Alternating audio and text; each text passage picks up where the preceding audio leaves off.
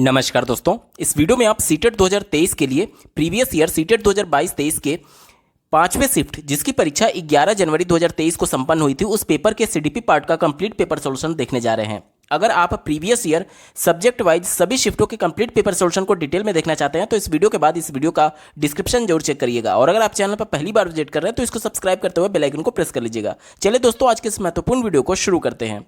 पहला प्रश्न आप अपने स्क्रीन पर देख पा रहे होंगे, जैविकीय योग्यताएं जैसे कि चलना के माध्यम से हासिल हो सकती हैं और जैविकीय योग्यता जैसे कि लिखने के लिए की आवश्यकता होती है। तो देखिए, जब आप जैविकीय कहने का मतलब कि बायोलॉजिकल, यानी कि जब आपका जन्म हुआ तो उस समय आपने चलना कैसे सीखा। तो ये प्राथमिक परिवेश के तहत आनंदायी अंतःक्रिया के माध्यम से, यानी कि आपके माता पिता आपकी उंगली पकड़ करके धीरे धीरे चलना सिखा रहे थे, यानी कि आपने अपने माता पिता से इंटरेक्शन किया, अंतःक्रिया किया। अंतःक्रिया का मतलब सिर्फ बातचीत से नहीं होता है। अंतःक्रिया का मतलब कि आप किसी भी तरीके से उनसे कुछ नया चीज सीख रहे हैं किसी भी माध्यम से, तो उसे अंतःक्रिया कहते हैं। ठीक है, तो यहाँ पर प्राथमिक कहने का मतलब कि चूंकि आप जब जन्म लिए थे तो सबसे पहले अपने माता पिता के संपर्क में आए थे। ठीक है, इसलिए प्राथमिक परिवेश जो आपका बोला जाएगा वो आपका परिवार बोला जाएगा, और परिवार के माता पिता के संपर्क में आने से, उनके साथ अंतःक्रिया करने से आप चलना सीखे थे, उनकी उंगली पकड़ करके चलना सीखे थे। यहां तक क्लियर हो गया? ये सीखे थे आपने। उसके बाद से कहा जा रहा है कि जैविकीय योग्यता जैसे कि लिखने के लिए, तो लिखने के लिए आपने कैसे सीखा था? लिखने के लिए आपने द्वितीयक स्पष्ट अनुदेशन यानी कि आपने इंस्ट्रक्शन दिया गया था आपको विद्यालय में जब आप गए थे तो आपको इंस्ट्रक्शन दिया गया था कि बेटा ऐसे लिखना है, ऐसे लिखना है, उसे बोलते हैं स्पष्ट अनुदेशन। और द्वितीय क्यों बोला गया? क्योंकि आपने लिखना कहाँ सीखा था? विद्यालय में जाकर के सीखा था, और विद्यालय कौन सा कारक होगा? द्वितीयक कारक होगा। इसलिए यहां पर द्वितीयक स्पष्ट अनुदेशन यहां पर बिल्कुल सही जवाब हो जाएगा, जो कि ऑप्शन नंबर 1 में दिया गया विकल्प नंबर 1 बिल्कुल सही उत्तर है।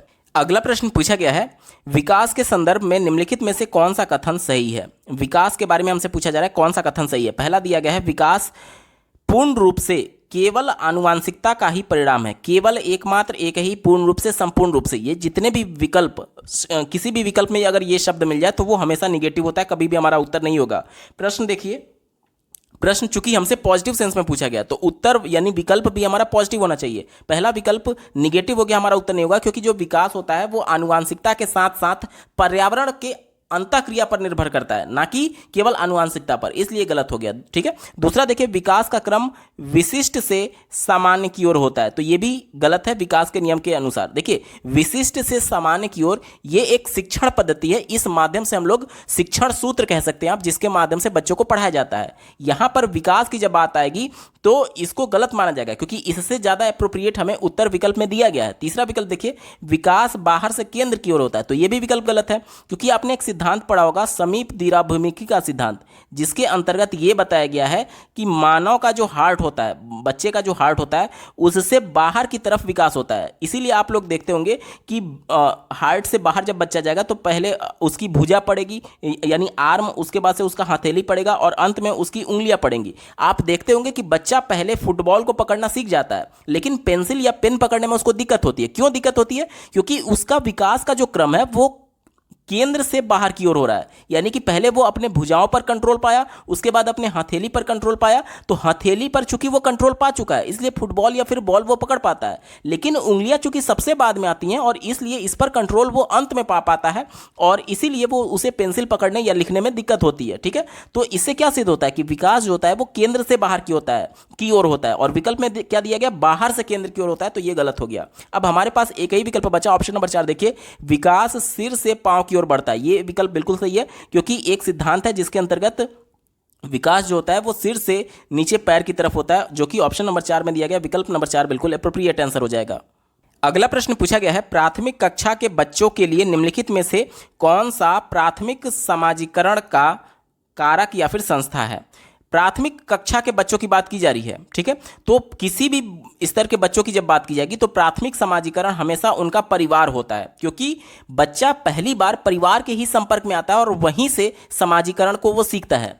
ठीक है, क्योंकि पहली बार जब बच्चे का जन्म हुआ परिवार में तो जाहिर सी बात है अपने माता पिता के ही तो संपर्क में आएगा, और उन्हीं से वो सीखता है कि प्रत्येक व्यक्ति एक दूसरे पर निर्भर है सामाजिक तौर पर। जैसे बच्चा उस समय अपने क्रियाकलाप के लिए वो अपने माता पिता पर निर्भर है, इसे ही तो बोलते हैं एक दूसरे पर निर्भरता। और समाजीकरण वो बच्चा अपने माता पिता से ही सीखता है, यानी निकटतम परिवार। ऑप्शन नंबर 1 बिल्कुल सटीक जवाब हो जाएगा। बाकी विकल्पों की अगर बात करें तो देखिए दिया गया सांस्कृतिक धारणाएं, तो संस्कृति के बारे में तो वो धीरे धीरे जब उसके मान्यताओं के बारे में जानेगा तब उसके संपर्क में आएगा ना। अभी बच्चा जब जन्म लिया तो वह बिल्कुल एक तरीके से ब्लैंक है, बिल्कुल ब्लैंक है। उसे ना तो सांस्कृतिक धारणा के बारे में पता है और ना ही वह उसके संपर्क में आता है, पहले वो माता पिता के संपर्क में आता है, तो ये हमारा उत्तर नहीं होगा।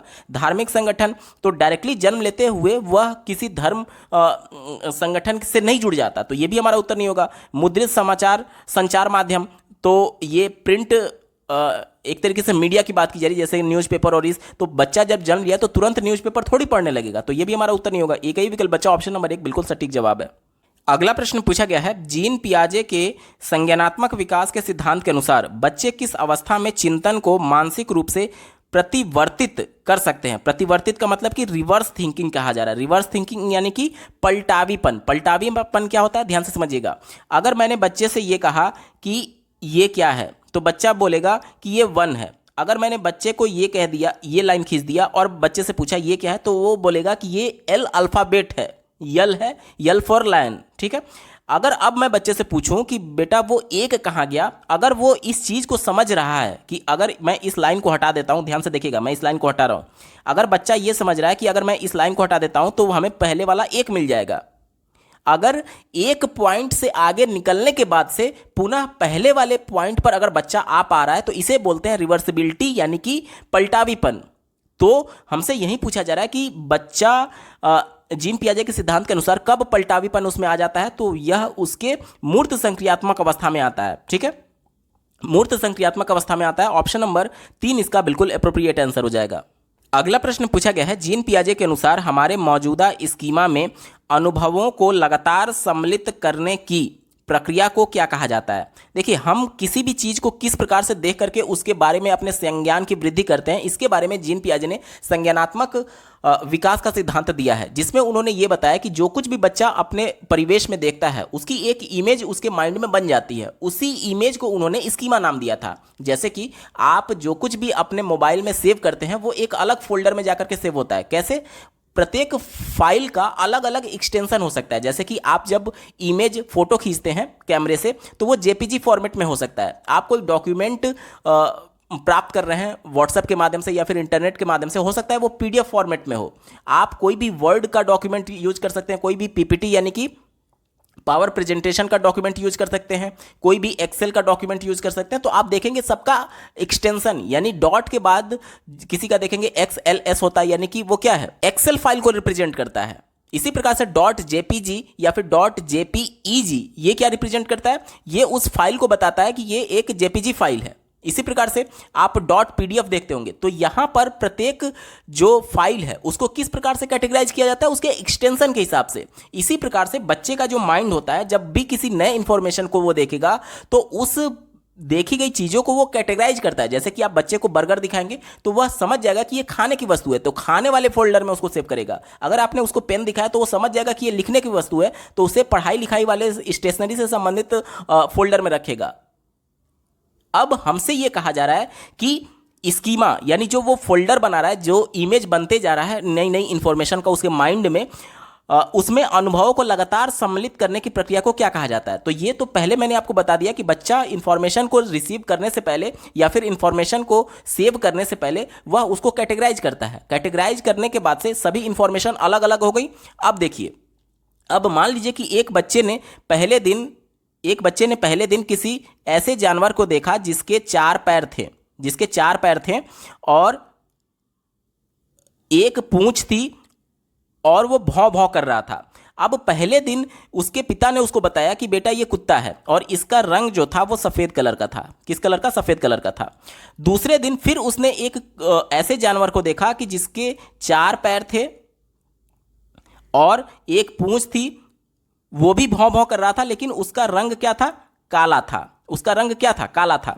तो यहाँ पर उस बच्चे के माइंड में थोड़ा सा ये डिस्टरबेंस आएगा कि पहले दिन मैंने देखा था तो जो ये सभी प्रॉपर्टी थी कि भौं भौं कर रहा था, 4 पैर थे, एक पूंछ थी, वो काले रंग का था और आज भी वही प्रॉपर्टी है, सफेद रंग का है।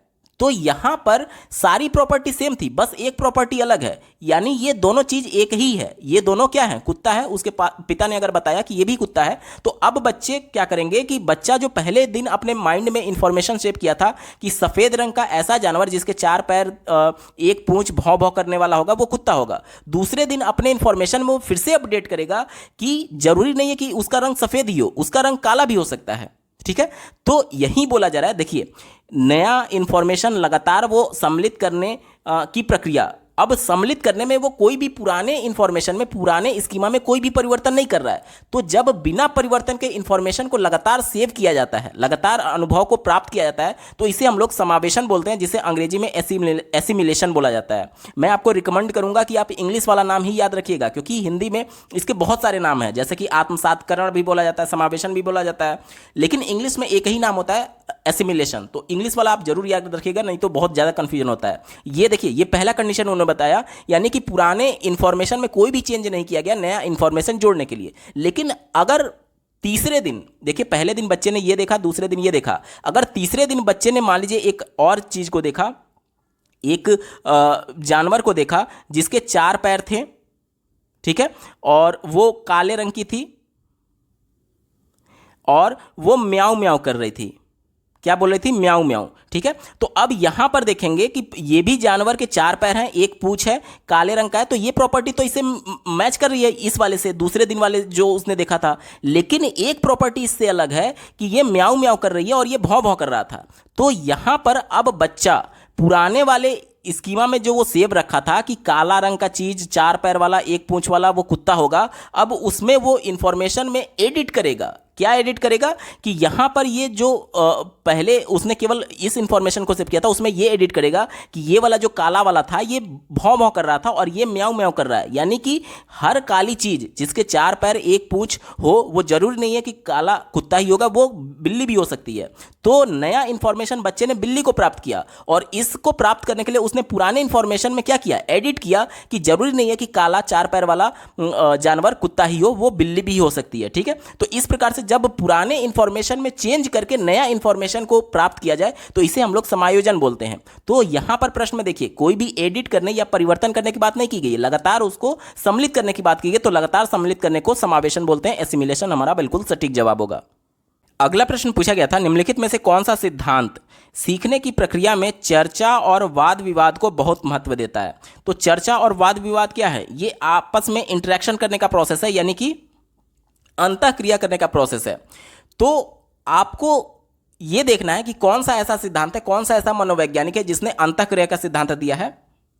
तो आपने लेव वाइगोत्स्की का सिद्धांत पढ़ा होगा, सामाजिक सांस्कृतिक अंतःक्रिया का सिद्धांत। उनके सिद्धांत में ही अंतःक्रिया नाम आता है। क्या आता है, अंतःक्रिया नाम आता है, यानी इंटरेक्शन आता है। चारों विकल्पों में देखिए, यहां पर दिया गया लेव वाइगोत्स्की का सामाजिक सांस्कृतिक सिद्धांत, जो कि ऑप्शन नंबर 3 बिल्कुल सटीक जवाब हो जाएगा। अगला प्रश्न पूछा गया था, एक विद्यार्थी को किसी सवाल से जूझते देखकर उसकी अध्यापिका द्वारा उस सवाल की भाषा को सरल करने के कुछ संकेत देने का निर्णय लेती है। लेव वाइगोत्स्की के सिद्धांत में इसे क्या कहा गया है। देखिए, 2 प्रकार के मनोवैज्ञानिक थे, पहला लेव वाइगोत्स्की और दूसरा जीन पियाजे। ये दोनों रचनावाद से जुड़े हुए हैं। जहां पर लेव वाइगोत्स्की जो है वो हेल्प की बात करते हैं कि अगर बच्चा कहीं पर फंस गया है तो उसको हेल्प दी जाएगी। एक तो उन्होंने जेडपीडी के माध्यम से हेल्प की बात की है, और दूसरा पाड़ के माध्यम से, यानी इसके फोल्डिंग के माध्यम से हेल्प की बात की गई है। तो जिस भी प्रश्न में हेल्प आएगा, समझ जाइएगा कि वह प्रश्न लेव वाइगोत्स्की के अनुसार पूछा जा रहा है। ठीक है, चलिए, हालांकि यहां पर नाम डायरेक्टली दे दिया गया, तो आपको कोई कंफ्यूजन होना ही नहीं चाहिए था। अब हमसे पूछा जा रहा है कि इसे क्या कहा जाएगा लेव वाइगोत्स्की के सिद्धांत में। तो देखिए, अनुकरण के बारे में उन्होंने कुछ भी नहीं कहा, तो ये हमारा उत्तर नहीं होगा। अनुकूलन जो शब्द है, अनुकूलन और आत्मसात्करण, अभी मैंने आपको एसिमिलेशन बताया था और वहां पर समावेशन दिया गया था, इसीलिए मैं बोल रहा हूं कि आप अंग्रेजी वाला नाम याद रखिएगा। देखिए, यहां पर अलग नाम दिया गया है, आत्मसात्करण। तो आत्मसात्करण, एसिमिलेशन, ये जो टर्म है ये जीन पियाजे का टर्म है, अनुकूलन भी जीन पियाजे का टर्म है। तो ये हमारा उत्तर होगा नहीं, क्योंकि डायरेक्टली हमें प्रश्न लेव वाइगोत्स्की के अनुसार पूछा गया है। लेव वाइगोत्स्की के अनुसार ऑप्शन नंबर 3 फोल्डिंग इसका बिल्कुल सटीक जवाब हो जाएगा। ऑप्शन नंबर 3 पाड़ सही उत्तर है। अगला प्रश्न पूछा गया है, लॉरेंस कोहलबर्ग ने बच्चों एवं वयस्कों में नैतिक तर्क का मूल्यांकन करने के लिए किसका उपयोग किया? तो उन्होंने जो हिंज की कहानी सुनाई थी बच्चों को और वयस्कों को, उसमें उन्होंने एक सिचुएशन क्रिएट किया था कि जो हिंज था उसकी वाइफ क्या थी, बीमार थी, और उसकी वाइफ को जो बचाने के लिए दवाई था, उसके पड़ोस में एक डॉक्टर ने उसका निर्माण किया, और जब उसे पता चला कि इसकी वाइफ बीमार है तो उसने उस दवाई का प्राइस 10 गुना बढ़ा दिया था। तो यहां पर एक सिचुएशन क्रिएट ये हुआ कि हिंज के पास उतने पैसे थे नहीं, तो मजबूरीवश वो चोरी कर लिया। अब बच्चों से ये पूछा गया कि क्या वो चोरी करके सही किया, क्योंकि चोरी करना एक गलत एक तरीके से क्रिया है, लेकिन यहां पर यह भी देखना होगा कि अगर वो चोरी नहीं करता तो उसकी वाइफ की मृत्यु हो जाती। तो अब यहां पर मोरल स्टोरी ये बनता है कि चोरी करना गलत है या फिर किसी की जान बचाना सही है। अब इन दोनों में बच्चा डिसाइड करेगा कि नैतिक मूल्य किस पर हावी होगा, क्या चोरी करना यहां पर सही माना जाएगा या फिर उसकी पत्नी को मरते हुए देखना सही माना जाएगा। तो बच्चे को एक ऐसी हाइपोथेटिकल सिचुएशन में डाला गया जिससे बच्चा अपने उत्तर के माध्यम से यह बता पाएगा कि वह किस प्रकार से नैतिक मूल्य उसमें है अथवा नहीं है। तो इसे क्या बोलेंगे, इसे परिकल्पित स्थितियां बोलेंगे, हाइपोथेटिकल सिचुएशन बोलेंगे। ऑप्शन नंबर 1 इसका बिल्कुल एप्रोप्रिएट आंसर हो जाएगा।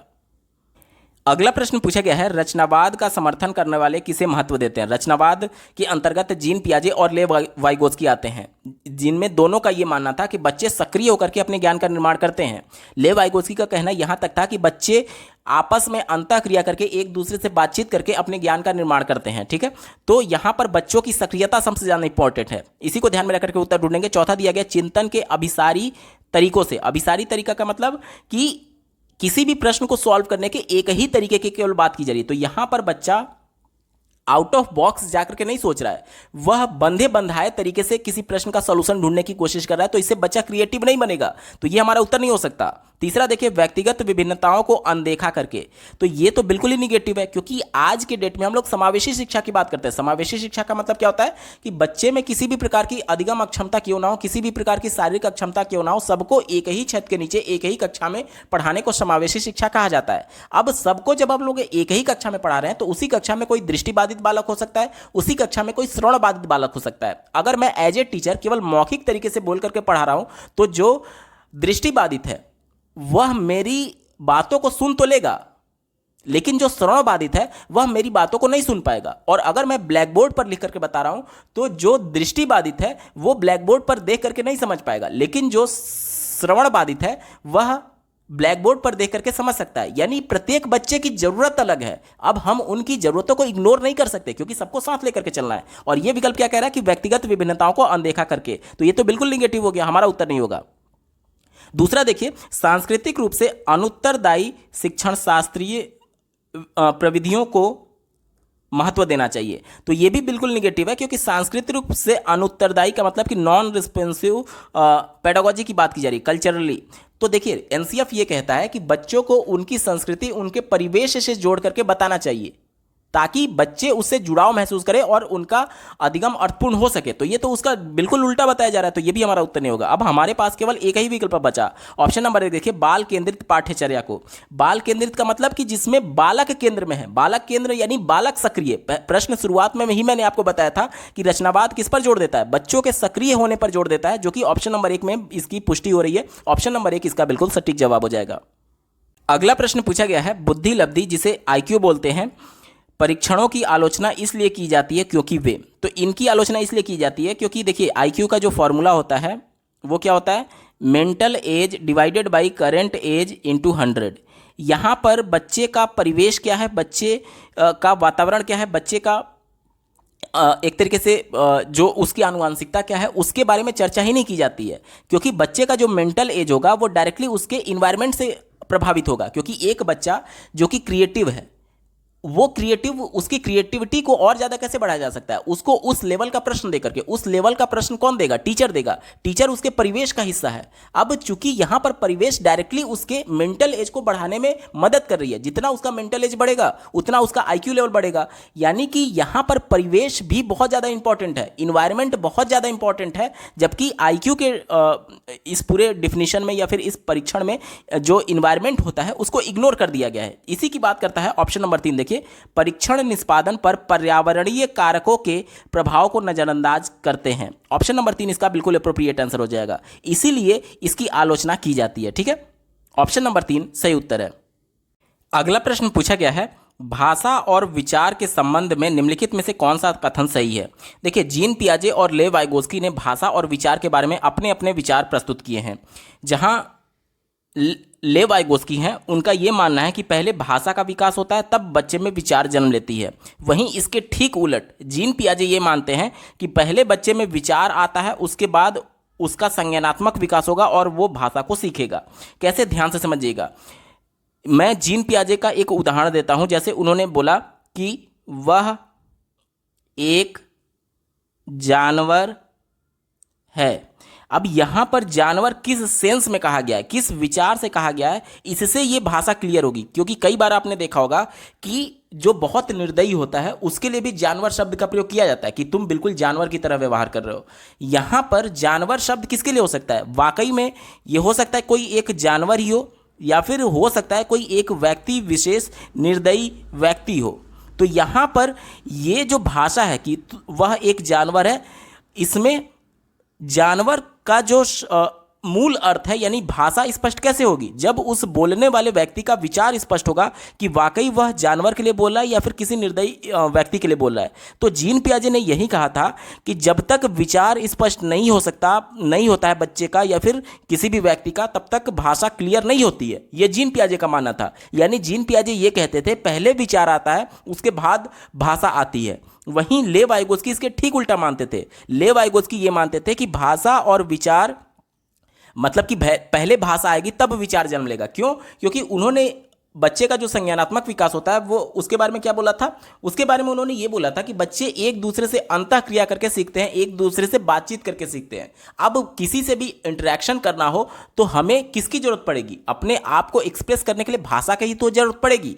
यानी कि भाषा के माध्यम से हम एक दूसरे से इंटरेक्शन करते हैं। इसलिए लेव वाइगोस्की का यह मानना है कि पहले भाषा आता है, उसके बाद विचार जन्म लेती है। ठीक है, इसी को ध्यान में रख करके उत्तर ढूंढेंगे। चलिए, पहला विकल्प दिया गया है, जीन पियाजे ने प्रस्तावित किया कि भाषा संज्ञान में सहायता करती है। तो ये विकल्प देखिए जीन पियाजे के अनुसार दिया गया। जीन पियाजे के अनुसार मैंने क्या बताया कि पहले विचार आता है, यानी पहले संज्ञान आएगा, उसके बाद भाषा आएगी। जबकि विकल्प में इसका उल्टा दिया गया, तो हमारा उत्तर नहीं होगा।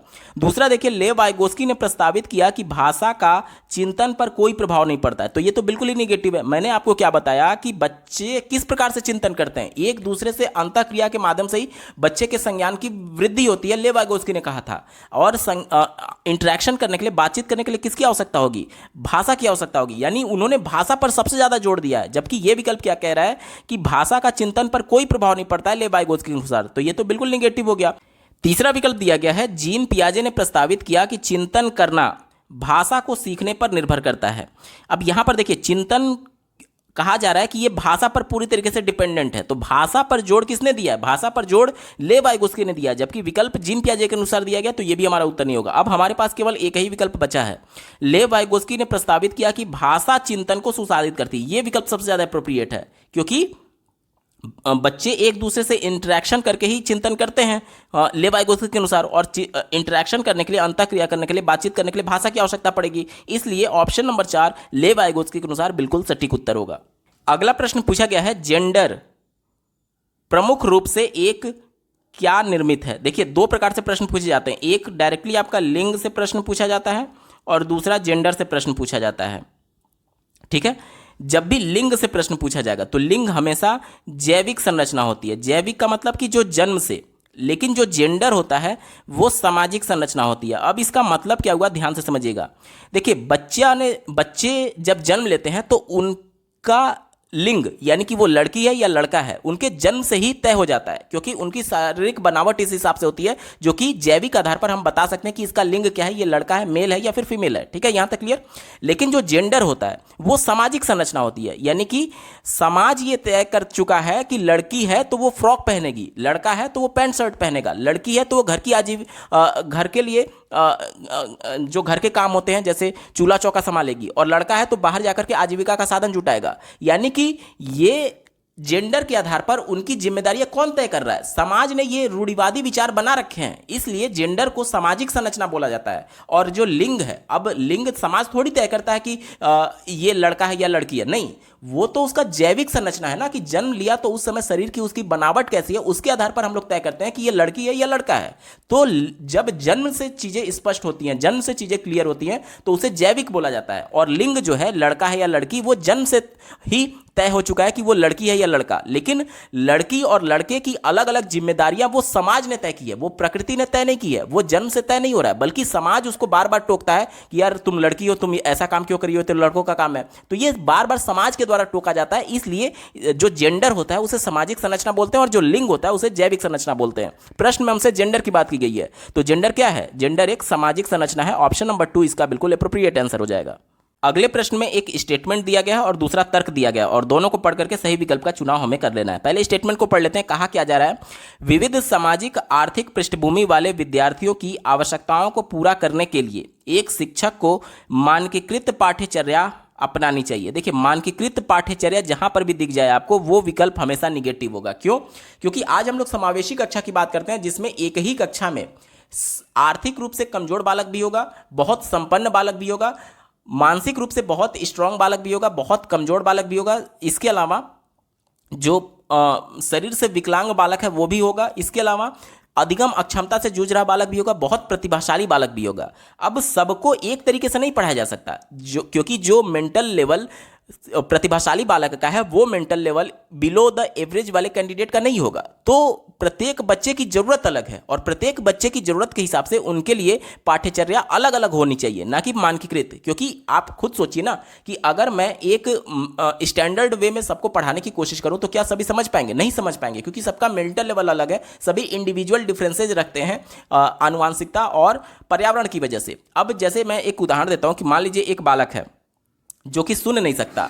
अगर मैं केवल बोल करके कक्षा में बता रहा हूं तो वो बच्चा तो मेरी बातों को सुनेगा नहीं, और अगर मैं केवल लिख करके बता रहा हूं और कक्षा में कोई दृष्टिबाधित बालक है तो वो मेरी बातों को नहीं समझ पाएगा। यानी प्रत्येक बच्चे की जरूरत अलग अलग है, इसलिए हम लोग एक स्टैंडर्ड वे में बच्चे को नहीं बता सकते। सबकी जरूरतों को ध्यान में रखना होगा, इसलिए सबकी आवश्यकताओं को पूरा करना होगा। ठीक है, तो पहला विकल्प निगेटिव हो गया। दूसरा देखिए, मानकीकृत पाठ्यचर्या सभी प्रकार की व्यक्तिगत विभिन्नताओं को ध्यान में रखती है, तो यह भी निगेटिव है। जब मानकीकृत कह दिया गया, यानी एक ही विधि, एक स्टैंडर्ड विधि से पढ़ाए जाने की बात की जा रही है। अगर स्टैंडर्ड विधि से मैं पढ़ा रहा हूं, जैसे मौखिक तरीके से सबको पढ़ा रहा हूं, तो जो बच्चा श्रवण बाधित है वो मेरी बातों को सुन ही कहां पाएगा? तो सुनेगा नहीं, तब तक इंफॉर्मेशन या फिर इंस्ट्रक्शन उसको मिलेगा नहीं, तो वो कुछ नया नहीं सीख पाएगा। यहां तक क्लियर हो गया?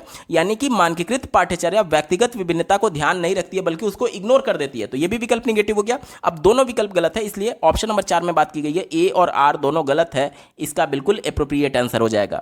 अगला प्रश्न पूछा गया था, रचनात्मक आकलन यानी फॉर्मेटिव असेसमेंट कब किया जाता है, यह हमसे पूछा जा रहा है। देखिए, दो प्रकार के आकलन होता है, पहला रचनात्मक और दूसरा समेटिव असेसमेंट, जिसे योगात्मक आकलन बोलते हैं। तो रचनात्मक वो आकलन होता है जो कि सत्र के बीच में, जब बच्चे का अधिगम प्रक्रिया चल रहा है, उसी दौरान उसका आकलन किया जा रहा है। यानी कि जो बच्चे को पढ़ाया जा रहा है उसी दौरान उसका आकलन भी किया जाता रहा है कि कोई दिक्कत तो नहीं है बच्चे को। और समेटिव असेसमेंट किसे बोलते हैं, इसके नाम से ही स्पष्ट है, योगात्मक आकलन। यानी कि सत्र के अंत में जब सब कुछ कंप्लीट हो चुका है, अब बच्चे का केवल आकलन होना है, उसे हम लोग समेटिव असेसमेंट बोलते हैं। जैसे जो आपकी बोर्ड की फाइनल परीक्षा होती है वो समेटिव असेसमेंट के अंतर्गत आएगा। ठीक है, तो हमसे ये बोला जा रहा है कि रचनात्मक आकलन कब करना चाहिए, तो रचनात्मक आकलन सत्र के बीच में जब अधिगम प्रक्रिया चल रही है तो उसी दौरान किया जाता है। ठीक है, इसी को ध्यान में रखकर के उत्तर ढूंढेंगे। पहला दिया गया सत्र के अंत में किया जाता है, तो सत्र के अंत में जो फाइनल बोर्ड एग्जाम है वो तो आपका समेटिव असेसमेंट है, फॉर्मेटिव थोड़ी है, तो ये हमारा उत्तर नहीं होगा। दूसरा देखिए, केवल मानकीकृत परीक्षणों के माध्यम से किया जाता है। केवल एकमात्र एक ही, पूर्ण रूप से, संपूर्ण रूप से, ये जितने भी वर्ड्स आपको कहीं भी दिख जाए वो हमेशा निगेटिव कर देते हैं विकल्प को, इसलिए हमारा उत्तर नहीं होगा। ठीक है, वैसे भी मैं इसको एक्सप्लेन करता हूं। देखिए क्या बोला जा रहा है, केवल मानकीकृत परीक्षणों के माध्यम से जो फॉर्मेटिव असेसमेंट होता है वो किया जाता है। तो देखिए, फॉर्मेटिव असेसमेंट का मतलब कहीं भी लिखित परीक्षा से इसका मतलब नहीं है, बल्कि कक्षा में मैं अगर बच्चे को कुछ भी बता रहा हूं, कोई कॉन्सेप्ट बता रहा हूं एज ए टीचर, तो उस कॉन्सेप्ट को बताने के दौरान मैं मौखिक तरीके से भी बच्चे का असेसमेंट कर सकता हूं। बच्चे से कुछ प्रश्न पूछ करके, या फिर कोई शारीरिक गतिविधि की जा रही है तो बच्चे का अवलोकन करके मैं फॉर्मेटिव असेसमेंट कर सकता हूं कि कौन उस खेल में दूसरे का सहयोग कर रहा है या नहीं। यानी कि एक पक्ष थोड़ी है कि केवल लिखित परीक्षा के माध्यम से हम लोग उसका टेस्ट करेंगे। देखिए, बच्चे का सर्वांगीण विकास की बात होती है, सर्वांगीण विकास में बच्चे का केवल संज्ञानात्मक विकास तो आएगा नहीं, उसका शारीरिक विकास, उसका संवेगात्मक विकास, उसका एक तरीके से मानसिक विकास, सब कुछ पर फोकस करना है। अब बच्चे का जो संवेग है, इमोशन है, उस इमोशन को आप पेपर पेंसिल पर परीक्षा करके थोड़ी ले सकते हैं। उसके इमोशन को आप महसूस कर सकते हैं, यानी कि जो असेसमेंट होगा वो केवल लिखित पेपर के आधार पर नहीं होगा, बल्कि आप उसका अवलोकन करके भी, उसको ऑब्जर्व करके भी उसका लगातार असेसमेंट कर रहे होते हैं फॉर्मेटिव असेसमेंट के अंतर्गत। ठीक है, तो यहां पर जो बोला गया कि मानकीकृत परीक्षण के माध्यम द्वारा किया जाता है, तो ये तो गलत हो गया ना, क्योंकि एक कोई विधि नहीं है जिसके माध्यम से फॉर्मेटिव असेसमेंट करना है। उसका लिखित परीक्षा भी होगा, उसका ऑब्जर्वेशन भी होगा, उसको शारीरिक गतिविधियों में शामिल करा करके भी होगा, यानी कई तरीके होते हैं फॉर्मेटिव असेसमेंट के, कोई एक मानकीकृत परीक्षण नहीं होता है, इसलिए निगेटिव हो गया। उसके बाद से चौथा देखिए, केवल एक विशिष्ट शिक्षक द्वारा किया जाता है। केवल एकमात्र एक ही, पूर्ण रूप से, संपूर्ण रूप से, जितने भी शब्द मैंने आपको बताया, कहीं भी विकल्प में दिख जाए आप आंख बंद करके उसको कट कर दीजिएगा अगर प्रश्न पॉजिटिव सेंस में पूछा गया है, क्योंकि ये विकल्प को निगेटिव कर देते हैं। ठीक है, क्योंकि विशिष्ट शिक्षक का मतलब कि अब बच्चे को अधिगम प्रक्रिया चल रही है, तो उसमें कोई दूसरा टीचर उसका मूल्यांकन करने थोड़ी आएगा। जो पढ़ा रहा है वही तो उस बच्चों का मूल्यांकन करेगा, इसलिए यह विकल्प निगेटिव हो गया। अब हमारे पास केवल एक ही विकल्प बचा, ऑप्शन नंबर 3 देखिए, समुचित शिक्षण अधिगम प्रक्रिया के दौरान किया जाता है। यह विकल्प बिल्कुल अप्रोप्रिएट है। क्यों? क्योंकि मैंने आपको बताया कि जब बच्चे को पढ़ाया जा रहा है, जब उसका शिक्षण अधिगम चल रहा है, उसी दौरान उसका मूल्यांकन होता है। हर वो गतिविधि जिसमें वो पार्टिसिपेट कर रहा है, उसमें उसका ऑब्जर्वेशन के माध्यम से, लिखित परीक्षा के माध्यम से, या फिर किसी भी माध्यम से बच्चे का लगातार असेसमेंट हो रहा होता है, जिसे फॉर्मेटिव असेसमेंट बोलते हैं। ऑप्शन नंबर 3 सटीक उत्तर होगा। अगला प्रश्न पूछा गया है, निम्नलिखित में से कौन से उपागम के द्वारा विद्यार्थियों में समालोचनात्मक चिंतन को बढ़ावा देने की संभावना है? समालोचनात्मक चिंतन यानी कि क्रिटिकल थिंकिंग। क्रिटिकल थिंकिंग क्या होता है? किसी भी टॉपिक पर उसके गुण दोषों के बारे में चर्चा विमर्श करना, अपने मन में चिंतन करना, इसे ही बोलते हैं क्रिटिकल थिंकिंग। जैसे कि अगर मैं आपसे एक प्रश्न पूछूं कि भारत की राजधानी क्या है, तो क्या आपको कोई चिंतन करने की आवश्यकता है? नहीं आवश्यकता है। क्यों? क्योंकि बचपन से आप इस प्रश्न को रटते आ रहे हैं। लेकिन वहीं अगर मैं आपसे ये पूछूं कि देश में जो गरीबी है, देश में जो बेरोजगारी है, देश में की जो समस्याएं हैं, ज्वलंत समस्याएं, उनको दूर करने के क्या क्या उपाय हो सकते हैं, तो अब आप इसका रटा रटाया उत्तर नहीं दे सकते हैं।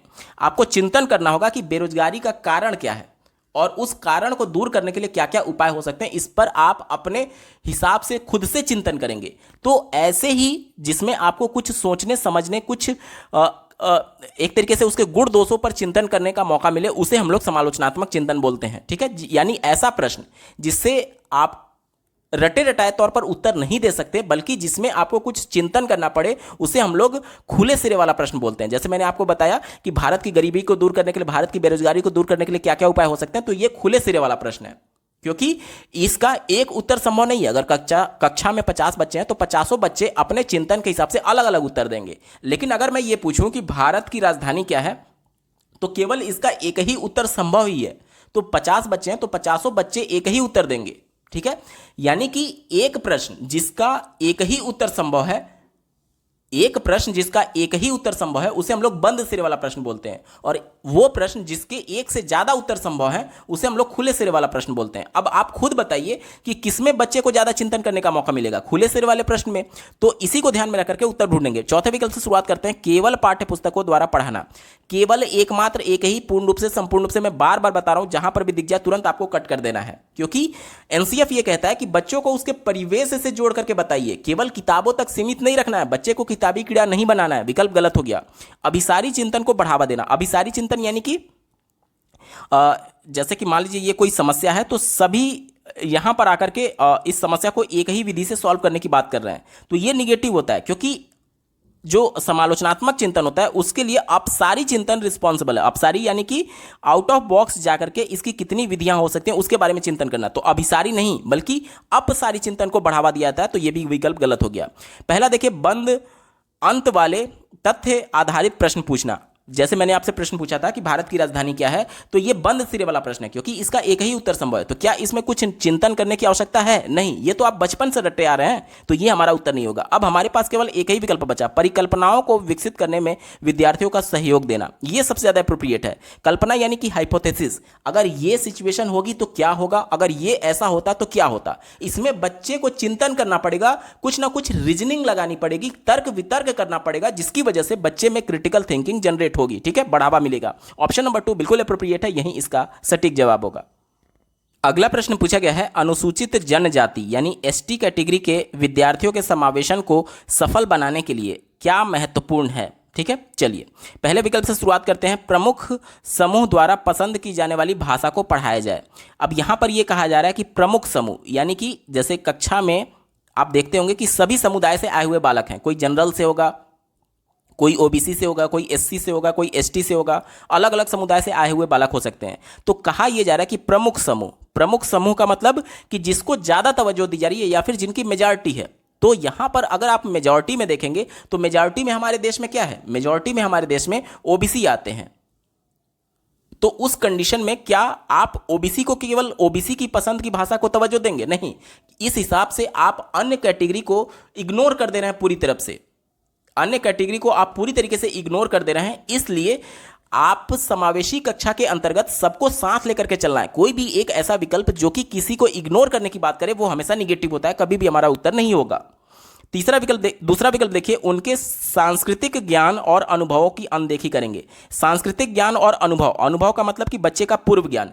एनसीएफ ये कहता है कि बच्चों के पूर्व ज्ञान से जोड़ते हुए उसे नई शिक्षा देनी चाहिए, इसीलिए उसके परिवेश से जोड़ने की बात करता है, क्योंकि बच्चा जो कुछ भी अपने परिवेश में देख रहा है वह उसका अनुभव हो गया, और उसके अनुभव को जब आधार बनाते हुए आगे की शिक्षा से जोड़ी जाती है तो उसका अधिगम जो होता है वो अर्थपूर्ण होता है। और यह विकल्प कह रहा है कि उसके अनुभव को अनदेखा कर दीजिए, इग्नोर कर दीजिए। तो ये तो बिल्कुल ही निगेटिव है, हमारा उत्तर नहीं होगा।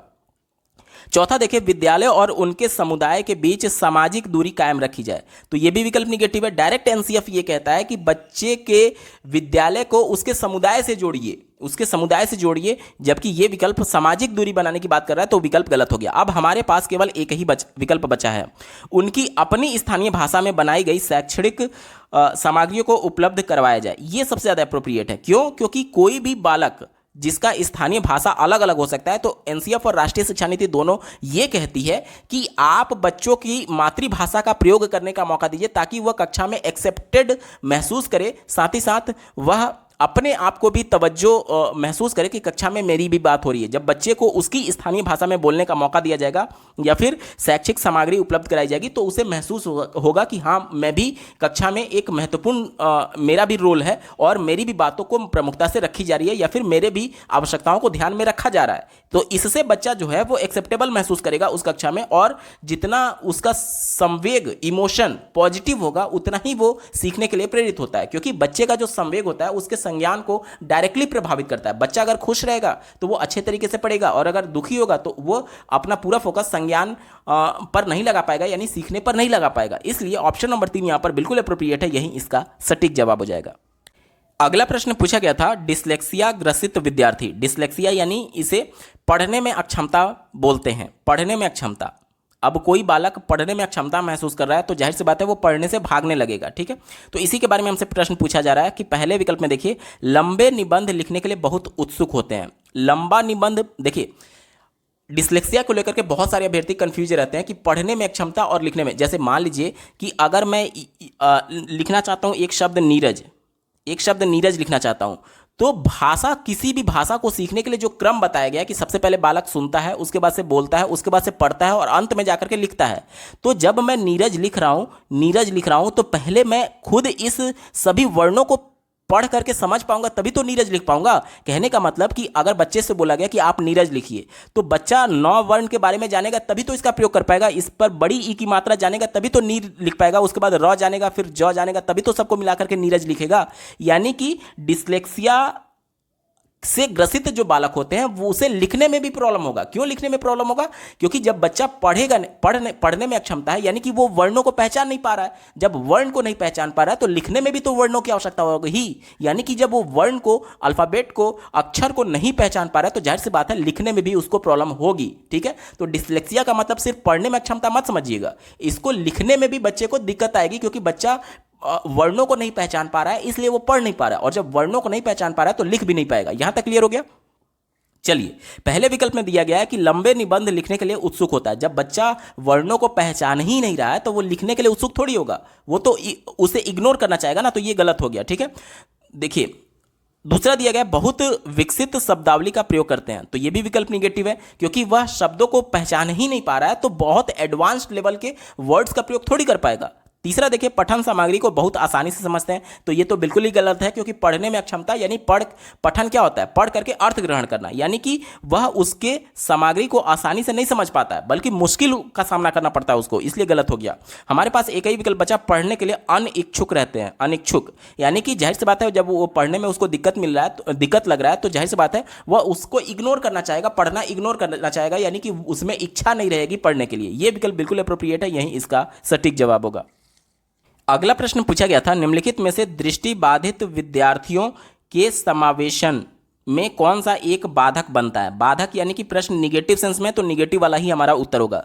समावेशन का मतलब क्या होता है कि सभी बच्चों को, चाहे वो दृष्टि बाधित है या फिर नॉर्मल बच्चा है, सबको एक साथ एक ही कक्षा में पढ़ाए जाने की बात की जा रही है। ठीक है, चलिए पहले विकल्प से शुरुआत करेंगे, रिकॉर्ड की तरह श्रव्य सामग्री। तो देखिए, बच्चा दृष्टि बाधित है यानी वो देख नहीं सकता, लेकिन वो सुन जरूर सकता है। जब बच्चे को कुछ सुनने वाली सामग्री दी जाएगी तो उसका कान तो ठीक है ना, यानी वो सुन सकता है, यानी वो उसकी हेल्प करेगा, श्रवण सामग्री। इसलिए ये पॉजिटिव सेंस में तो हमारा उत्तर नहीं होगा, क्योंकि प्रश्न हमसे निगेटिव सेंस में पूछा गया है। दूसरा देखिए, ब्रेल लिपि वाली पुस्तकें। ब्रेल लिपि किसे कहते हैं? जिसमें बच्चा छू करके, महसूस करके वर्णों को पहचानता है और लिखित सामग्री को पढ़ता है।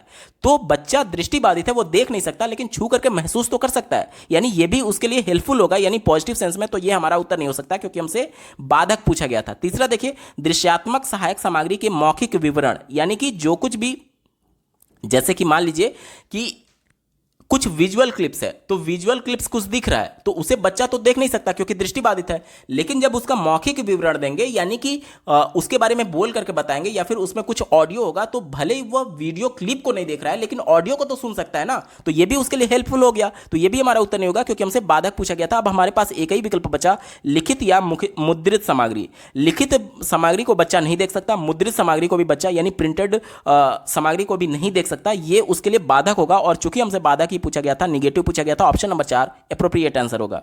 अगला प्रश्न पूछा गया है, निम्नलिखित में से ध्यानाभाव एवं अति सक्रियता विकार, जिसे अंग्रेजी में ADHD बोलते हैं, जिसका फुल फॉर्म है attention deficit hyper activity disorder, यानी कि बच्चा बहुत कम ध्यान दे पाता है, देखिए ध्यान का अभाव है, और बहुत ज़्यादा सक्रिय रहता है, यानी बहुत एक्टिव रहता है। ठीक है, तो इस विकार से क्या संबंधित है, यही हमसे पूछा जा रहा है। चलिए चौथे विकल्प से शुरुआत करेंगे, सुनने के लिए विस्तारित धैर्य। तो बच्चे में धैर्य कहाँ है? वो तो बहुत ज़्यादा सक्रिय है ना, यानी वो इधर उधर भाग रहा है, ध्यान से कहीं बैठे ही नहीं रहा है। जब ध्यान से कहीं बैठेगा नहीं तो किसी की बात को ध्यानपूर्वक सुनेगा भी नहीं। ठीक है, तो ये भी हमारा उत्तर नहीं होगा। तीसरा देखिए, निम्न स्तरीय क्रियाशीलता। यहां पर प्रश्न में ही आपसे बोला गया है अति क्रियाशील बालक होता है, अति सक्रिय होता है, तो क्रियाशीलता तो उसमें बहुत ज्यादा है ना, तो निम्न स्तर नहीं होगा बल्कि उच्च स्तर होता है। ये गलत दिया गया, तो हमारा उत्तर नहीं होगा। पहला देखिए, उच्च अवधान अवधि। अवधान यानी कि अटेंशन स्पैन की बात की जा रही है, तो बच्चा ध्यान का अभाव है, प्रश्न में ही दिया गया है, तो वो ध्यान कहां लगा पाएगा, अटेंशन कहां दे पाएगा, ये भी गलत हो गया। हमारे पास केवल एक ही विकल्प बचा, दृढ़ आवेगशीलता, यही इसका बिल्कुल एप्रोप्रिएट आंसर होगा। अगला प्रश्न पूछा गया था, प्रतिभाशाली बच्चों की एक प्रमुख विशेषता क्या है। चलिए चौथे विकल्प से शुरुआत करते हैं, दूसरों के विचारों को नकल करने की प्रवृत्ति। तो जब बच्चा खुद से प्रतिभाशाली है, यानी खुद से चिंतन करने के लिए सक्षम है, तो वो दूसरे की कॉपी क्यों करेगा। तीसरा देखिए, बाधित संप्रेषण कौशल। अब यानी कि कहा यह जा रहा है कि बच्चा कम्युनिकेशन स्किल उसमें नहीं है, तो यह भी विकल्प निगेटिव है। दूसरा देखिए, रचनात्मकता की कमी। प्रतिभाशाली हम लोग कैसे डिसाइड करते हैं, बच्चा कितना क्रिएटिव है, क्रिएटिविटी यानी उसे ही तो रचनात्मकता बोलते हैं, तो यहाँ पर क्रिएटिविटी की कोई भी कमी नहीं होती है। हमारे पास एक ही विकल्प बचा, उच्च स्तर की बौद्धिक क्षमता। अब बच्चे की मानसिक क्षमता उच्च लेवल का है, IQ लेवल ज़्यादा है, तभी तो आप उसको प्रतिभाशाली बोल रहे हैं, तो यही उसकी प्रमुख विशेषता हो जाएगी। ऑप्शन नंबर 1 सटीक उत्तर है। अगले प्रश्न में एक स्टेटमेंट दिया गया और दूसरा रीजन दिया गया, और दोनों को पढ़ करके हमें सही विकल्प का चयन कर लेना है। पहले स्टेटमेंट को पढ़ लेते हैं, क्या कहा जा रहा है। एक शिक्षक को विषय वस्तु को पढ़ाने के लिए उसे संबद्ध और संगठित तरीके से प्रस्तुत करना चाहिए। ये तो बात बिल्कुल सही है। संबद्ध यानी किसी से कोरिलेट करने की बात की जा रही है।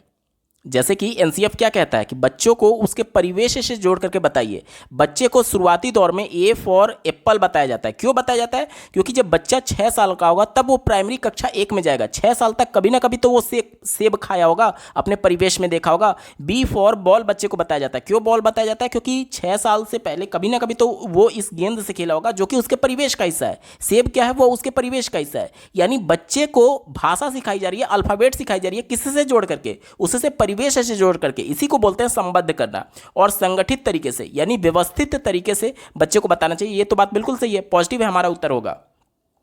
दूसरा देखिए, सीखना एक निष्क्रिय प्रक्रिया है, तो ये तो बिल्कुल गलत है, क्योंकि रचनावाद ये मानता है कि बच्चे सक्रिय होकर के अपने ज्ञान का निर्माण करते हैं। आज बाल केंद्रित शिक्षा की बात की जाती है, जिसमें बालक सक्रियता के साथ अपनी भागीदारी सुनिश्चित करता है, तो ये तो बिल्कुल निगेटिव हो गया, निष्क्रिय की बात की जा रही है।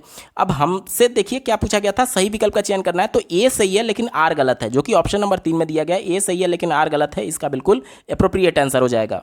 अगला प्रश्न पूछा गया था, संज्ञान के समकालीन सिद्धांतों के अनुसार स्मृति यानी कि जो मेमोरी है वो क्या है, किस में सक्षम है, ये हमसे पूछा जा रहा है। चौथे विकल्प से शुरुआत करते हैं, ना तो निर्माण में और ना ही विवेचना करने में सक्षम है। तो स्मृति यानी मेमोरी में जो हमारे माइंड में जो चीज़ें सेव हैं उनके आधार पर ही हम आगे की चीज़ों के अपने ज्ञान का निर्माण करते जाते हैं। जैसे कि मान लीजिए आपने एक प्रमेय पढ़ा कि त्रिभुज के तीनों अंतःकोणों का योग 180 अंश होता है, ये आपने पढ़ लिया। अब आपके सामने पहली बार कोई प्रश्न मान लीजिए पूछा कि मान लीजिए ये एक त्रिभुज है जिसमें ये 60 अंश का है, ये मान लीजिए 80 अंश का है, तो ये कितने अंश का होगा। तो आपने चूंकि ये चीज़ पढ़ा हुआ है, यानी ये आपके मेमोरी में है, आपकी स्मृति में है, और इसका प्रयोग करके आप अपने नए ज्ञान का निर्माण कर सकते हैं, इसका कोण निकाल सकते हैं। तो यही तो बोला जा रहा है कि निर्माण और विवेचना करने में आप इसके आधार पर एक तरीके से इंटरप्रेट करने के लिए सक्षम हो रहे हैं। और जबकि विकल्प में क्या बोला गया है, ना तो निर्माण और ना ही विवेचना, तो ये तो निगेटिव दिया गया ना, तो हमारा उत्तर नहीं होगा, क्योंकि जो हमारे माइंड में पहले से सेव है उसके आधार पर हम चीज़ों को बना भी सकते हैं और उसके आधार पर विवेचना भी कर सकते हैं, तो ये गलत हो गया। तीसरा देखिए, विवेचना करने में सक्षम है, निर्माण करने में असक्षम है। देखिए, निर्माण करने का मतलब किसी भी चीज़ को कंस्ट्रक्ट करना, जैसे कि जो वैज्ञानिक होते हैं कोई भी चीज़ बनाते हैं या फिर खोज करते हैं, तो आप कैसे बना रहे हैं, जो आपके माइंड में पहले से थियरम है या फिर जो भी सिद्धांत है उसी के आधार पर तो उसी का तो प्रयोग करके बना रहे होते हैं किसी भी चीज़ को।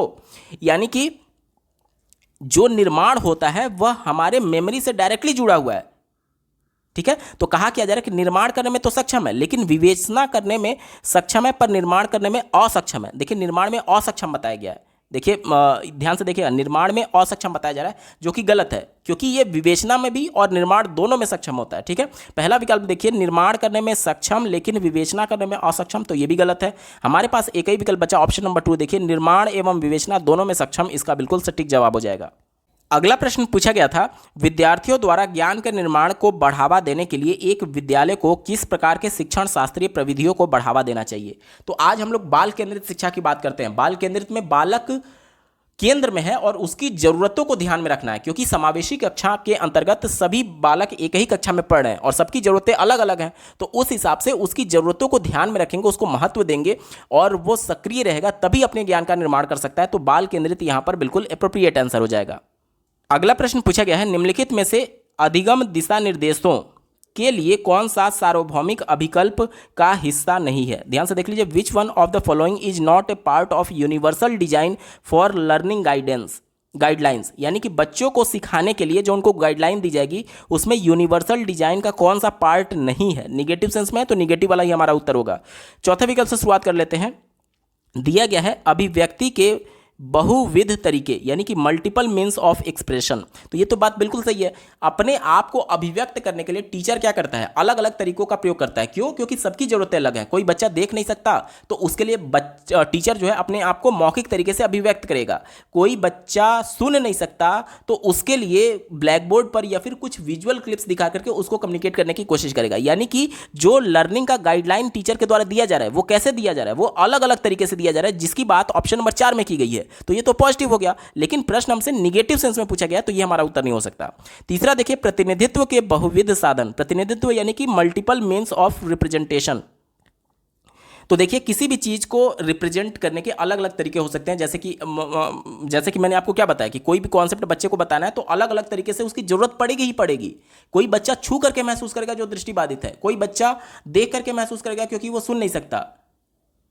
तो ये सभी अलग अलग साधन हैं रिप्रेजेंट करने के किसी भी चीज़ को, तो ये भी बात बिल्कुल पॉजिटिव है, हमारा उत्तर नहीं होगा। पहला देखिए, सहभागिता के बहुविध साधन यानी कि मल्टीपल मीन्स ऑफ एंगेजमेंट। तो देखिए बच्चों की सहभागिता बहुत इंपॉर्टेंट है, क्यों? क्योंकि आज हम लोग बाल केंद्रित शिक्षा की बात कर रहे हैं, तो एंगेजमेंट यहाँ पर रिक्वायर्ड है, पॉजिटिव है, तो हमारा उत्तर नहीं हो सकता क्योंकि हमसे निगेटिव वाला पूछा गया था। अब हमारे पास केवल एक ही विकल्प बचा, भेदभाव के बहुविध तरीके। भेदभाव यानी कि डिस्क्रिमिनेशन की बात की जा रही है, तो समावेशी शिक्षा सबको साथ लेकर के चलने की बात करता है, जबकि यहां पर भेदभाव की बात की जा रही है जो कि निगेटिव है, और प्रश्न भी हमसे निगेटिव सेंस में पूछा गया था। ऑप्शन नंबर 2 यहां पर बिल्कुल एप्रोप्रिएट आंसर हो जाएगा। अगला प्रश्न पूछा गया है, निम्नलिखित में से किसके द्वारा समस्या समाधान को बढ़ावा दिया जा सकता है? ध्यान से समझिएगा, कोई भी प्रॉब्लम बच्चे को दी गई तो उस प्रॉब्लम को सॉल्व करने के लिए कौन कौन सी चीजें हैं जो कि उसको सपोर्ट करेंगी। ठीक है, चलिए चौथे विकल्प से शुरुआत करते हैं। दिया गया है अभिसारी चिंतन। देखिए कोई भी प्रॉब्लम कब बच्चा सॉल्व कर पाएगा? जब वो क्रिएटिव होगा, और क्रिएटिव किससे आती है? अपसारी चिंतन से आती है, ना कि अभिसारी से, तो ये तो गलत हो गया। तीसरा दिया गया है प्रतिक्रियाओं का समुच्चय। देखिए किसी भी प्रॉब्लम को सॉल्व करने के लिए बच्चे का क्रिएटिव होना, ओपन माइंडेड होना बिल्कुल जरूरी है। ओपन माइंडेड का मतलब कि बच्चा अपनी खुद की क्षमता, संज्ञानात्मक क्षमता का प्रयोग कर पा रहा है उस प्रॉब्लम को सॉल्व करने के लिए। अब यहां पर कहा जा रहा है कि प्रतिक्रियाओं का समुच्चय यानी कि रिस्पॉन्स, जो बच्चा रिस्पॉन्स दे रहा है उसका एक सेट बच्चे के पास पहले से मौजूद है। अब पहले से जो मौजूद है, जैसे ध्यान से समझिएगा मैं क्या बोल रहा हूं। अगर मैं बच्चे को पूछूं कि बेटा आपका नाम क्या है, तो इसका एक रिस्पॉन्स सेट उसके माइंड में सेव होता है कि मेरा नाम XYZ जो भी है। ठीक है, अगर मैं बच्चे से पूछूं कि आपके फ्रेंड का नाम क्या है, तो उसके फ्रेंड जितने भी होंगे उसका एक इमेज स्कीमा के तौर पर उसके माइंड में सेव होता है, तो ये सब रिस्पॉन्स सेट बोला जाएगा। लेकिन अगर मैं बच्चे से पूछूं कि भारत में जो इस समय ज्वलंत समस्या है उसको दूर करने के क्या उपाय हैं, तो इसके लिए उसे चिंतन करने की आवश्यकता होगी। क्यों? क्योंकि ये चीज वो अपने माइंड से नहीं बता सकता, रटी रटाई चीज तो है नहीं जो कि रिस्पॉन्स सेट होगी। अब बच्चा अगर क्रिएटिव होगा तब वो चिंतन करके इसका जवाब दे पाएगा, और अगर क्रिएटिव नहीं होगा तो इसका जवाब भी नहीं दे पाएगा, यानी वह उस प्रॉब्लम को सॉल्व नहीं कर पाएगा। क्योंकि प्रतिक्रियाओं का जो समुच्चय होता है वो बंद सिरे वाले प्रश्न के लिए होता है। जैसे कि भारत की राजधानी क्या है, तो बच्चा रटा रटा है उसको जवाब दे देगा।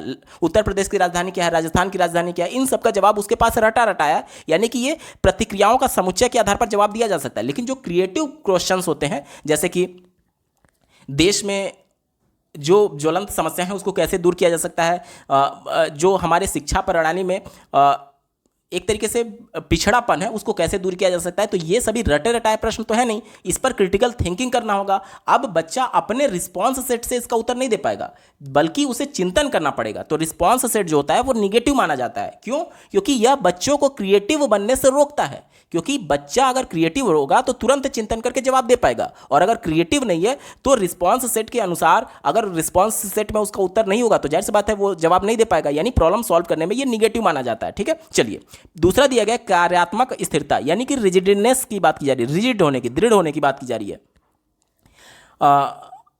तो फंक्शनली फिक्स्ड होने की बात की जा रही है, फिक्स्डनेस की बात की जा रही है। तो किसी भी प्रश्न को अगर आप सॉल्व कर रहे हैं और आप बंधे हुए हैं कि नहीं मैं इसी विधि का प्रयोग करूंगा, तो वो तो निगेटिव हो गया ना। क्योंकि अगर आप एक विधि से सॉल्व नहीं कर पा रहे हैं तो जाहिर सी बात है आपको उसका अल्टरनेट चुनना होगा, जबकि आप क्या हैं, आप फिक्स हैं, स्थिर हैं, रिजिड हैं कि नहीं मैं इसी विधि का प्रयोग करूंगा, तो ये तो निगेटिव हो गया। हमारे पास एक ही विकल्प बचा, ऑप्शन नंबर 1 देखिए, अनुरूपात्मक चिंतन। अनुरूपात्मक चिंतन का मतलब क्या हो गया? जैसे देखिए जब आप पढ़ाई कर रहे हैं तो आपके किताब में जो कोई अध्याय दिया गया, कोई चैप्टर दिया गया है, तो उस चैप्टर पर आप पीछे देखेंगे कि बहुत सारे प्रश्न दिए गए रहते हैं और उदाहरण के भी बहुत सारे प्रश्न दिए गए रहते हैं। तो जब पीछे वाले प्रश्नों को आप सॉल्व करने जाते हैं तो एग्जाम्पल वाले प्रश्नों से आप हिंट लेते हैं और उसी के अनुरूप उस प्रश्न को सॉल्व करने की कोशिश करते हैं, और उसी के आधार पर आप प्रश्न को सॉल्व कर पाते हैं, यानी कि ये विकल्प बिल्कुल पॉजिटिव और यही इसका सटीक जवाब हो जाएगा। अगले प्रश्न में एक स्टेटमेंट दिया गया और दूसरा रीजन दिया गया, और दोनों को पढ़ करके हमें सही विकल्प का चयन कर लेना है। पहले स्टेटमेंट देखिए क्या बोला जा रहा है, विद्यालय आने से पूर्व छोटे बच्चों में अपने परिवेश की समझ बनाने के सहज सिद्धांत मौजूद होते हैं। ये बात तो बिल्कुल पॉजिटिव है, तभी तो बच्चा अपने परिवेश में देख करके वो एप्पल, सेब और इन सभी चीज़ों को जाता है, और इसीलिए एनसीएफ कहता है कि चूंकि बच्चे का ये पूर्व ज्ञान है और पूर्व ज्ञान से जोड़ करके उसको नए ज्ञान की तरफ आगे बढ़ाया जाए। तो ये बात तो बिल्कुल सही हो गई। तर्क देखिए क्या दिया जा रहा है, इस प्रकार की समझ पूरी तरीके से अतार्किक है और इसकी अनदेखी करनी चाहिए। यानी एनसीएफ जो कहता है कि बच्चों के पूर्व ज्ञान को आधार बनाते हुए उसको नए ज्ञान से जोड़ा जाए, इसका ये अपोज कर रहा है तर्क वाला, जो कि पूरी तरीके से गलत है। तो ए सही है और आर गलत है। किस विकल्प में दिया गया? ऑप्शन नंबर 3 में दिया गया। ऑप्शन नंबर 3 इसका बिल्कुल एप्रोप्रिएट आंसर हो जाएगा। अगला प्रश्न पूछा गया है, भावनाओं के बारे में निम्नलिखित में से कौन सा कथन सही नहीं है। भावना यानी कि क्या बोला जा रहा है, हमसे इमोशंस के बारे में बात की जा रही है, इमोशन, बच्चे के संवेग के बारे में। ठीक है, चलिए देखिए, संवेग जो होता है ना, वो बच्चे के संज्ञान को डायरेक्टली प्रभावित करता है। जैसे कि मैं खुश हूँ, मैं मान लीजिए इस समय खुशी की मुद्रा में हूँ, तो मैं आपको अच्छे तरीके से पढ़ाने की पूरी कोशिश कर रहा हूँ, और मान लीजिए मैं किसी भी कारण को लेकर के अगर दुखी रहूंगा तो मेरा पूरा फोकस उस दुख की तरफ चला जाएगा, मैं ना तो अच्छे से पढ़ा पाऊंगा और शायद आप अच्छे से समझ भी नहीं पाएंगे। ठीक है, इसी प्रकार से बच्चे पर भी लागू होता है। अगर बच्चा कोई खुश है तो वह पूरा फोकस अपने पढ़ाई पर, अपने सीखने पर वो देता है, लेकिन अगर किसी भी कारण को लेकर के वो दुखी है तो वह उसका ध्यान बार बार उस दुख की तरफ जाता है, ना कि पढ़ाई पर। इसलिए संज्ञान जो होता है, जो इमोशन होता है, अब सुख दुख क्या है, हमारे इमोशन ही तो है, तो हमारे इमोशन जो है वो डायरेक्टली हमारे सीखने यानी हमारे संज्ञान को प्रभावित करते हैं। ठीक है, इसी को ध्यान में रखकर के उत्तर ढूंढेंगे। पहला विकल्प दिया गया है, भावनाएं कौशलों को प्रकमित करने वाली सूचना को प्रभावित करती है। एक बार इंग्लिश में देख लेते हैं, बहुत ज़्यादा ही शुद्ध हिंदी लिख दिया गया है। Emotions influence information processing skill, तो ये तो बात बिल्कुल सही है। मैंने आपको क्या बताया, जो इमोशन होता है वो डायरेक्टली हमारे स्किल को प्रभावित करता है, सीखने की स्किल को प्रभावित करता है। ठीक है, तो ये तो बात बिल्कुल पॉजिटिव है। पॉजिटिव है तो हमारा उत्तर नहीं होगा, क्यों? क्योंकि हमसे निगेटिव पूछा गया है। दूसरा देखिए, भावात्मक विकास परिवेशीय कारकों से प्रभावित होता है, ये भी बात बिल्कुल पॉजिटिव है। जैसे ध्यान से समझिएगा, आपके परिवेश में आपके समुदाय के लोग आते हैं, आपके समुदाय के लोगों के साथ अगर कोई अप्रिय घटना हो जाए तो आपका मन भी उससे व्यथित होता है। जैसे कि देश के किसी राज्य में अगर अशांति है, अगर कुछ किन्हीं कारणों को लेकर के वहाँ पर बहुत ज़्यादा हिंसा भड़की हुई है या फिर बहुत ज़्यादा वहाँ गलत हो रहा है, तो आप भी उससे डिस्टर्ब हो जाते हैं। यानी कि आपकी भावनाएं भी कहीं ना कहीं आपके परिवेश से आहत हो रही है, डायरेक्टली उससे कनेक्टेड है, प्रभावित हो रही है। तो ये भी बात बिल्कुल पॉजिटिव है। तो पॉजिटिव है तो हमारा उत्तर नहीं होगा, क्योंकि हमसे निगेटिव वाला पूछा गया था। चौथा देखिए, भावनाएं अधिगम के लिए अभिप्रेरणा का प्रभावित करती है। भावनाएं अधिगम के लिए अभिप्रेरणा को प्रभावित करती है, ये भी बात बिल्कुल सही है। अगर बच्चे में सकारात्मक प्रतिस्पर्धा की भावना है तो ये भी क्या है, ये एक इमोशन है जो कि बच्चे को प्रेरित करेगा, मुझे भी अच्छा करना है। जैसे कि कक्षा में 50 बच्चे हैं, 50 बच्चे में से 3 बच्चे ने बहुत अच्छा परफॉर्म किया और उनको कक्षा में सबके सामने शाबाशी दी गई, तो उसमें जो पीछे के बच्चे रह गए हैं वो भी कहीं ना कहीं पॉजिटिवली मोटिवेट होते हैं कि इनको बहुत सराहना मिल रही है। तो ये सराहना की वजह से वो क्या है, वो इमोशंस को वो महसूस करता है कि ये 3 बच्चे कितने खुश हो रहे होंगे कि इनको कितना अच्छा कहा जा रहा है। तो उस इमोशन, उस संवेग को वो महसूस करके वो पॉजिटिवली मोटिवेट होता है कि मुझे भी अच्छा प्रदर्शन करना है आने वाली परीक्षा में। तो यही तो बोला जा रहा है ना कि बच्चा मोटिवेट होगा अगर उसकी भावनाएं पॉजिटिव होंगी, तो वो अधिगम के लिए प्रेरित होगा। तो ये तो बात बिल्कुल पॉजिटिव हो गई। तो हमारा उत्तर नहीं हो सकता, क्योंकि हमसे निगेटिव वाला पूछा गया था। अब हमारे पास केवल एक ही विकल्प बचा, ऑप्शन नंबर 3। देखिए क्या बोला जा रहा है कि भावनाएं और संज्ञान दोनों अपने आप में एक दूसरे से स्वतंत्र हैं। तो ये निगेटिव है। क्यों? अगर आप दुखी मुद्रा में हैं तो आप कितना भी ध्यान लगा लें, अपने पढ़ाई पर आप फोकस कर ही नहीं पाएंगे। अगर आप खुशी की मुद्रा में हैं तो आप पूरा ध्यान अपने पढ़ाई पर लगा सकते हैं। तो यहाँ पर आप पढ़ाई के माध्यम से अपने संज्ञान में वृद्धि करते हैं, और भावनाएं आपके क्या है, इमोशन है। अगर आप खुश थे तो आप संज्ञान में वृद्धि कर पा रहे थे, अगर आप दुख हैं तो आप संज्ञान में वृद्धि नहीं कर पा रहे हैं। यानी कि ये स्वतंत्र कहाँ हुआ, ये एक दूसरे पर इंटरकनेक्टेड है और एक दूसरे पर निर्भर है। जबकि प्रश्न विकल्प में क्या बोला गया, स्वतंत्र है। तो ये निगेटिव है, और चूंकि निगेटिव वाला हमसे पूछा गया था, इसलिए ऑप्शन नंबर 3 यहां पर बिल्कुल एप्रोप्रिएट आंसर हो जाएगा। उम्मीद करता हूं आपको समझ में आया होगा। अगला प्रश्न पूछा गया है, निम्नलिखित में से कौन सा आंतरिक अभिप्रेरणा यानी इंटरनल मोटिवेशन का उदाहरण नहीं है। पहला विकल्प दिया गया जिज्ञासा। जिज्ञासा किसी भी बच्चे में जब किसी भी चीज़ को जानने की क्यूरियोसिटी होती है तो वह उसके प्रति रुचि लेता है और उसके बारे में जानने के लिए खुद से प्रेरित होता है। तो ये तो इंटरनल मोटिवेशन हो गया, हमारा उत्तर नहीं होगा। रुचि, जब भी देखिए आपने रुचि का सिद्धांत पढ़ा होगा, तो रुचि से क्या आता है कि तत्परता आती है। तत्परता यानी कि वह काम खुद बच्चा करना चाह रहा है, तत्पर है यानी मोटिवेट है। तो ये भी इंटरनल मोटिवेशन हो गया, हमारा उत्तर नहीं होगा। स्पष्टता के लिए चाहत यानी कि अर्ज टू क्लैरिटी। अब किसी भी चीज़ के बारे में, जैसे कि कोई कॉन्सेप्ट बच्चा पढ़ रहा है तो उसके बारे में अपने डाउट्स को क्लियर करना चाहता है, वो खुद से क्लियर करना चाहता है। तो जाहिर सी बात है उसके बारे में वो हो सकता है इंटरनेट पर सर्च करेगा, हो सके विभिन्न प्रकार की किताबों को पढ़ेगा, तो खुद से प्रेरित हो रहा है ना वो इन सभी चीज़ों को करने के लिए। तो ये इंटरनल मोटिवेशन हो जाएगा। तो हमारा उत्तर नहीं होगा, क्योंकि हमसे पूछा गया है कौन सा इंटरनल मोटिवेशन नहीं है। अब हमारे पास एक ही विकल्प बचा, ऑप्शन नंबर 4 देखिए, पुरस्कार पाने के लिए प्रयास करना। पुरस्कार जो होता है वो एक्सटर्नल मोटिवेशन होता है। हमारा उत्तर यही होगा, क्योंकि ये निगेटिव सेंस में है, क्योंकि ये इंटरनल मोटिवेशन नहीं है। ऑप्शन नंबर 4 बिल्कुल एप्रोप्रिएट है, यही इसका सटीक जवाब हो जाएगा। कैसे, एक उदाहरण मैं दे रहा हूं, देखिए ध्यान से समझिएगा। मान लीजिए आपकी घर में 3 से 4 साल का बच्चा है जिसमें अभी कोई भी नैतिकता नहीं है, अगर आप उससे कहेंगे बेटा एक गिलास पानी ला दो, तो वो नहीं ला करके देगा। अगर वो खुद से पानी लाता तो वो इंटरनली मोटिवेटेड बोला जाता। लेकिन जैसे ही अगर आपने उसको बोला कि बेटा एक गिलास पानी ला दो, मैं तुम्हें एक चॉकलेट ला करके दूंगा, तो वो तुरंत भाग करके जाएगा, आपको एक गिलास पानी ला करके देगा। अब यहां पर चॉकलेट क्या था? चॉकलेट उसके लिए इनाम का काम कर रहा है, पुरस्कार का काम कर रहा है, और इस पुरस्कार की वजह से वो भाग करके आपको पानी ला करके दिया। यानी कि पुरस्कार, वह खुद से इंटरनली मोटिवेटेड नहीं था आपको पानी ला करके देने के लिए, बल्कि वह पुरस्कार की लालच में ला रहा था। यानी कि जो चीजें बच्चे को बाहर से मोटिवेट करती है किसी भी काम को करने के लिए, उसे हम लोग एक्सटर्नल मोटिवेशन बोलते हैं। यानी पुरस्कार क्या हो जाएगा? ये एक्सटर्नल मोटिवेशन का उदाहरण है, ना कि आंतरिक का। ठीक है, इसलिए ऑप्शन नंबर 4 बिल्कुल एप्रोप्रिएट आंसर है। अगला प्रश्न पूछा गया है, सीखना अधिक प्रभावी होता है जब, चौथे विकल्प से शुरुआत करेंगे, पूर्व ज्ञान से संबद्धता स्थापित ना की जाए। तो ये तो सीधे तौर पर एनसीएफ 2005 का उल्लंघन है ना, क्योंकि एनसीएफ ये कहता है कि बच्चों के पूर्व ज्ञान को उसके अनुभव को आधार बनाते हुए उसको नए ज्ञान से जोड़ा जाए। तो ये तो निगेटिव हो गया, हमारा उत्तर नहीं होगा।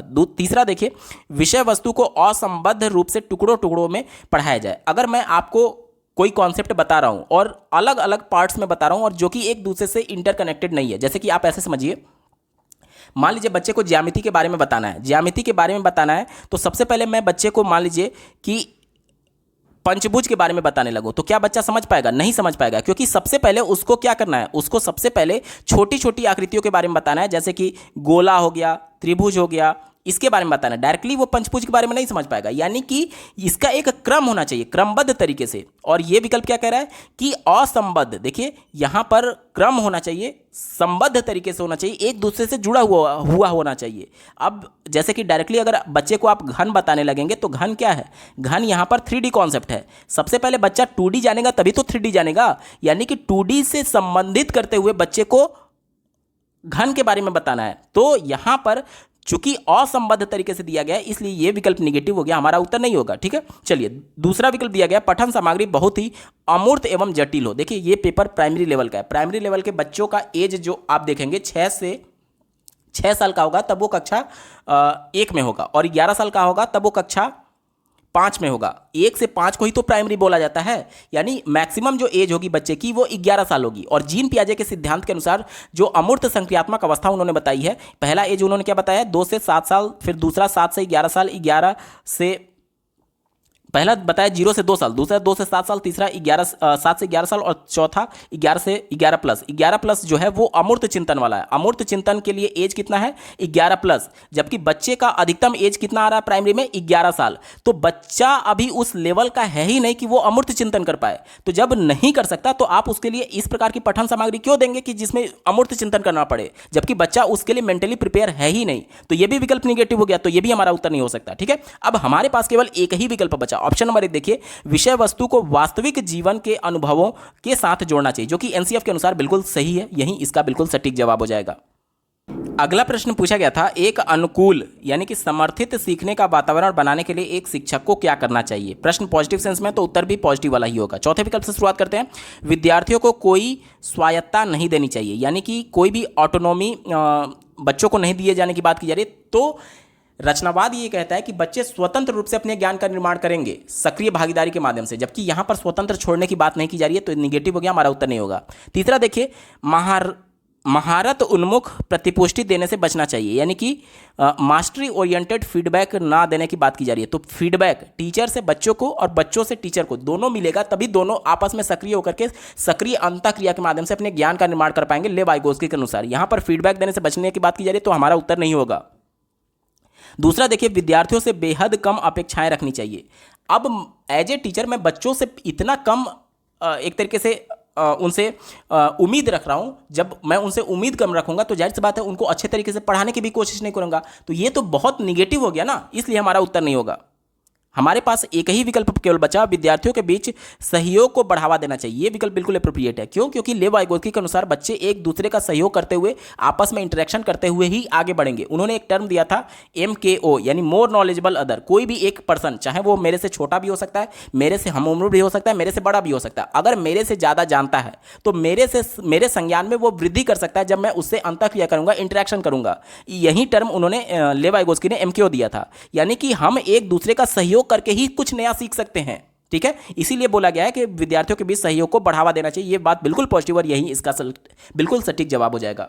दोस्तों ये पेपर पूरा सॉल्व हो चुका है। आपको ये वीडियो कैसा लगा कमेंट के माध्यम से जरूर बताइएगा, क्योंकि आपका एक कमेंट मुझे मोटिवेट करेगा ऐसे ही महत्वपूर्ण वीडियो लाने के संदर्भ में। अगर आप प्रीवियस ईयर सब्जेक्ट वाइज सभी शिफ्टों के कंप्लीट पेपर सोल्यूशन को डिटेल में देखना चाहते हैं तो इस वीडियो के बाद इस वीडियो का डिस्क्रिप्शन जरूर चेक करिएगा। और अगर आप चैनल पर पहली बार विजिट कर रहे हैं तो इसको सब्सक्राइब करते हुए बेल आइकन को प्रेस कर लीजिएगा। इस वीडियो को देखने के लिए आपका बहुत बहुत धन्यवाद। भगवान करे आपका दिन शुभ हो।